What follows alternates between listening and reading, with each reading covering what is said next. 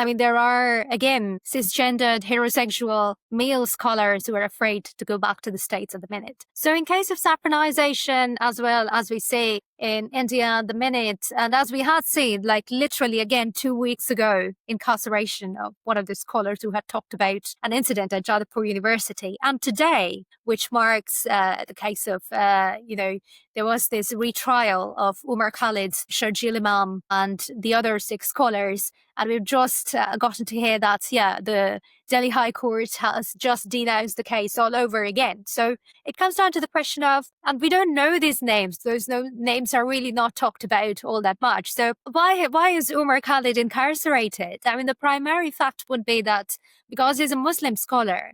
And what was he working on as a Muslim scholar?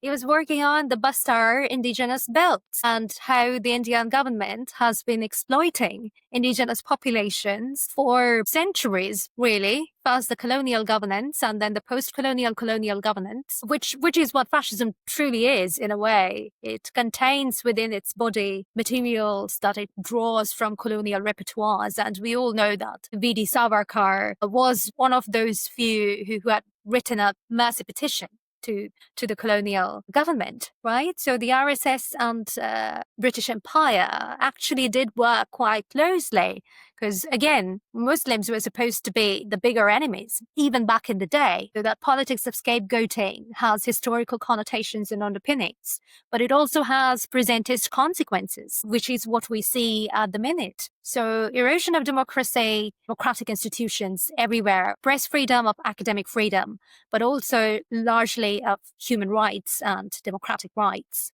per se. So, of course, that's the case with saffronization. Not to forget that there was a rise in hate crimes against minority communities by 300%, as Amnesty International had reported, between 2014 and 2019.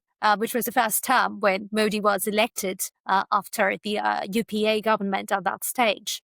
And we know that Amnesty International was kicked out of the country in 2018, I think. So Yeah.